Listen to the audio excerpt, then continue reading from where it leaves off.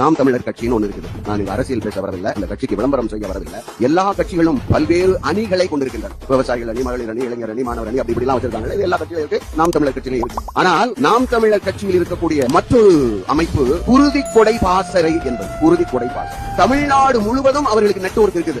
எந்த நேரத்தில் எந்த இடத்திற்கு எந்த வகை ரத்தம் தேவைப்படுகிறது என்று அந்த நாம் தமிழர் கட்சியினர் யாராவது ஒருவரை அணுகினால் அரை மணி நேரத்தில் அந்த இடத்தில் அந்த வகை ரத்தம் அங்க போய் கொண்டு கொடுத்திருக்காங்க.